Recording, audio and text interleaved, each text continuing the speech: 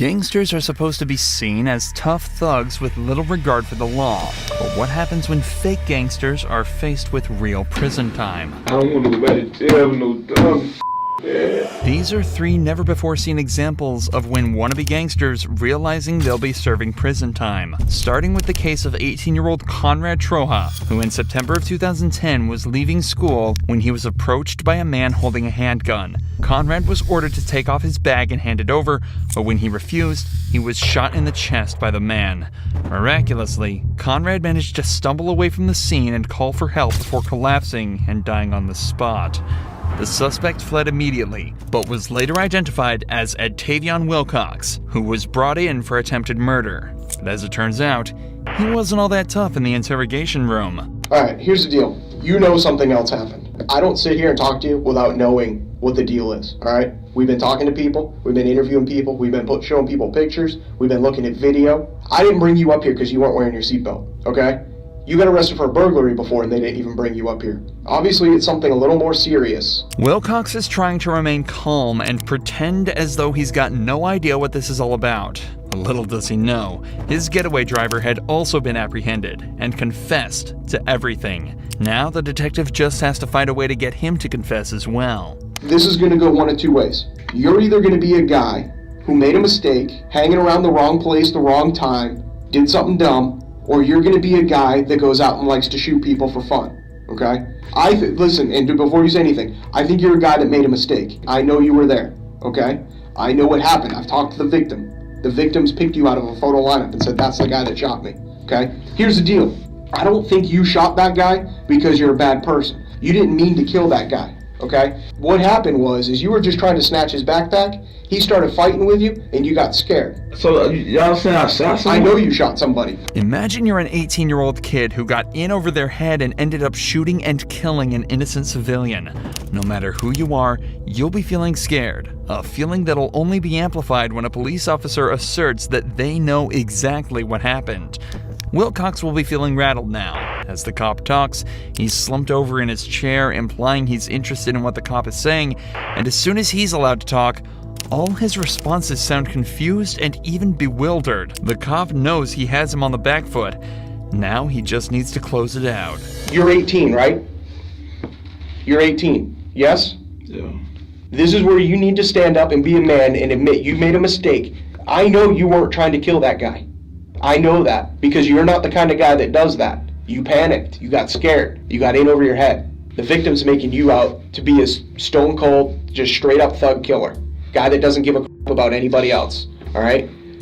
I could've stayed big late for this shit, man. If you keep going down the path you're going down, telling me you didn't have anything to do with it, it's not you, who are people gonna believe? Are they gonna believe you or are they gonna believe the victim?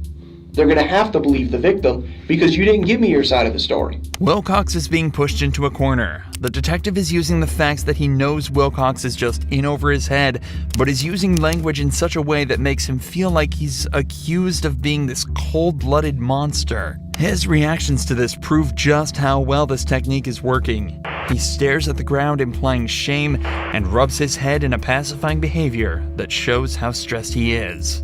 A guy that sits there like you is not a guy that goes around and kills people. You understand what I'm saying? You have remorse. You're sorry. I can see it on you. You just need to take that next step. What happened in that parking lot? Did you guys plan it? Or did it just happen? Trying to back. Huh? They try to back jail, no dumb shit. I can't. What'd you say? Ain't trying to go back to jail, no dumb. Don't, here, remember how we talked about that? Don't think about that. That's the least of your concerns right now. In a breakdown that's far from gangster, Wilcox starts to cry and laments on how he absolutely can't go back to jail. The detective uses this moment of vulnerability to press him further and tells him he has one last opportunity to be honest and let everybody know that he isn't the monster they think he is. Do you say, stop hitting me or I'm gonna shoot you? Anything like that? I was like, I had my hand like right here. No, you had your left hand like up against him? Yeah. Trying to push him away? I was trying to make him stop hitting me. Where was the gun? In my pocket. Which pocket? This one. How many times did you shoot? What happened after you pulled the trigger? Did he fall down or No. was he was still standing up? Where'd you hit him? I didn't even know I hit him. Okay. So you fired that one round. What happened? I just froze up. You just froze up? And just like that, Octavian Wilcox confessed to shooting Conrad Tohan and was sentenced to life in prison, all over a school bag. But while he'll be spending the rest of his life in prison, Demetrius Cox wasn't so lucky. Throughout the beginning of 2020, a war between rival gangs 438 and AFNF began to break out. Many shootings were reported, with dozens of deaths attributed to just these two gangs, with one of these occurring on the 14th of April. Shots were fired at a house party in Davenport, Florida, resulting in the death of 20-year-old Wolf Luma. The killer was identified almost immediately as Demetrius Cox, also 20 years old. 2 weeks later, Cox was brought in on the suspicion of murder, and an interrogation began, ending in one of the most shocking moments in interrogation history. Dang, dude. Sir, how you doing? You can say Mary? I can. And I didn't shake your hand before because we weren't able to, but now we can, right? Open or close? Yes, sir. Number one, I gotta tell you, I'm pretty impressed of the way just overall, your persona as it is. Yes, sir. So I appreciate the respect. It's gonna be given right back to you, okay? Okay. Cox starts the interrogation out respectfully, but as the interview continues, he starts to annoy the detective by withholding information that could get members of his gang into trouble. This type of loyalty is extremely common in these types of cases, but can prove to work against you, as is seen just a few minutes later. I'm not saying you went there for the wrong reasons. However, man, I tell you one thing. You know how they say like victims, and suspects, things like that? I thought that you were a victim. Sure I am, but now y'all make it like I'm a suspect. No. I thought you were a Crazy. victim. I thought you were a victim, and I thought that you were gonna give us the justification, the explanation for what happened. Listen. But you come in here and you can't even with little details like that. Like, who cares? If Papa Jay's there, why can't you just be honest and say, yeah, he was there? So you're chilling. We hung out. But I got another question for what's you. so like hard about the truth? What's interesting about this case, though, is that the cop actually isn't 100% sure that Cox is the killer. As Cox mentions earlier, most of the evidence in the case is hearsay, and detectives could have a hard time using it in court. This is why Cox is here in the first place. If they could extract a confession, it'd make their lives a whole lot easier, but Cox isn't budging. Okay, listen. If you want to tell me what happened, I'm all ears, man. I just tried to tell you what happened. We watched. Look at me in my face. Look at me in my face. You not. If you tell me the truth, I will believe you. But there's an explanation for what happened. So you trying to say I'm the explanation or something? That's what I'm asking. It's like you're hearing me, but you're not listening to me. Listen to I'm what I'm listening to saying. you, but you're not letting me. You Listen gotta to break me. it down for me. Please just break it down. Listen to me. Okay. I think that you might have been a victim. But I cannot believe a victim when they leave little things out, little details about that night. Well, Okay?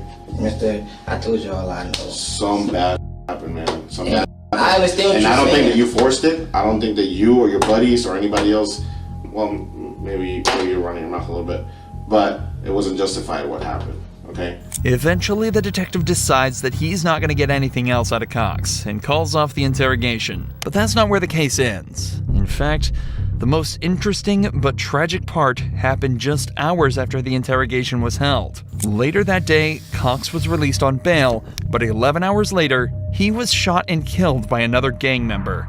Meaning if he had actually confessed, he just might have spared his own life, even if it was spending that life in prison. But while Cox may have kept it together in his interrogation and preserved his gangster image, the same cannot be said for Cody Forencam, a gangster whose crime was littered with errors and stupidity from the very start. After his phone was stolen at a convenience store, Cody went on a tyrannical rampage around his area looking for any signs of the stolen device. Surveillance footage captured him walking past 15-year-old Deshaun Hills, pulling a gun from his backpack and firing 3 shots at the boy, killing him instantly. Witnesses and surveillance footage helped police identify Cody almost immediately, and he was quickly brought in for interrogation. Like I said, what I just did with the people yesterday, these motherfuckers was able to do this to me. They was able to look at. Okay. I'll take a look at this in a second. I'm saying, look how they do me. Okay. Look how they do me. They just kicked my mom's door open, man. Well, they didn't kick your mom's door open. Yeah, they did, man. No, I was on the phone, man, with somebody while it happened, man. We were there. We were there at your mom. Come on, man. Like I said, man, I ain't about that. Okay, you're I not. don't gang bang. I don't do, you know what I mean? I ain't with the guns. Cody here is referring to a search warrant that was used by police to gain access to his mother's house and collect evidence. While his anger about this is likely from a place of truth, he's also using it as a way to try and argue his innocence. This is also backed up by the fact that he immediately tells the cop that he has nothing to do with gang activity or guns. But it won't take long for this facade to fall apart. We're here because you're involved with this murder. You've told people. That's why you're here. That's why you're not in Minneapolis. Okay? We have talked to people, all right, Man, check it out. that have put you there at the scene. There's video of you at the scene. The whole time. The whole time. Okay, we know why you're there. I ain't buying it, man. You're not buying it. ain't buying I'm not it. here to lie to you, though. I ain't Why would I lie to you? I ain't buying it. You're on video. Okay, people are talking to you. You're talking to them. Okay? You approach people and talk to them. On the evening of the murder, Cody had been walking around the area asking people if they saw the person that took his phone and aggressively confronting people that he suspected. He was also clearly seen on surveillance footage at multiple stores and businesses in the Minneapolis area, so any arguments he has here that he was elsewhere are completely invalid. Like I said, Cody. I ain't like I said. Cody, all we're trying to Y'all know it all. do. Here's the thing. Y'all know it all. Can I just say something? If I was sitting in your chair and I had. Dude, I got mercy, dude. Hold on a I second. got mercy, dude. Look at this shit. Sit down. Look at this shit. Sit down. Look at this shit. Yep, sit down. It's crazy. So, hey, Just sit really, down for I one- don't even want, like, Here's I'm one so thing. fucking mad. One thing. Hold I'm on. so fucking mad right now. No, I was supposed to, ERT, ooh. Then y'all done talking about some goofy shit that I don't Goofy? know about. It's a murder. Some goofy shit. It's a murder. Some goofy shit. Like I ain't there. Well, here's what I'm going to say, just before we go, okay? Was that if I was sitting in your chair and I had two people ask me where I was on a specific day, and they're saying that I did a murder. That's what Durfee did with me just yesterday. I'm not talking about Durfee. I'm saying if you ask me what I ate for dinner, I might not remember. Also take a look at Cody's language and demeanor in general. Right from the start, he's been defensive and attempting to combat every single thing the detectives have said to him. Instead of respectfully listening to their points and trying to give counters to the cops' evidence, he either talks over them or just says, "I don't believe you," and fails to give any evidence in his defense. If Cody was innocent, he'd likely be doing everything he can to stay on the cops' good side and help them out by providing evidence that would acquit him. And as it turns out, he was about to start providing evidence. Evidence that would send him straight to jail. Oh, you was at Wally's and boom, boom, boom, boom, boom. You were by Wally's, I absolutely. was by Wally's. You were? But y'all don't know the motherfucking story. Well, tell me. You motherfucker supposed to be in the motherfucking face, stole my phone, all that stupid shit. That don't mean I pulled the motherfucking trigger. Just because some people say some shit, that's what it is. That's what it is. So y'all gonna go with the you here anyway. I was over at the store, and I got fucking my. That's what that was. Who jumped you? I don't, like I said, I don't know. That don't make me no murder. I called my big cousin. My big cousin come get me. He, what it look like? I said, one was, I don't. Nothing came of it. You act like can I pull the trigger on somebody? When did you get jumped, or when did you get your stuff robbed? Cody, so somebody jumped you for your phone, right? Did they get anything else from you? Or did you have money? Wallet, ID. Man, check it out, man. Arguing with tomorrow. In an outburst of more anger, Cody has just put himself right next to the scene of the crime and given the officers a motive for the murder. For the next 4 minutes, Cody scrambled to get himself out of the hole he just dug himself into. But it was already too late. With the evidence they already had, plus what essentially amounted to a full confession, Cody was found guilty of murder and sentenced to 38 years behind bars.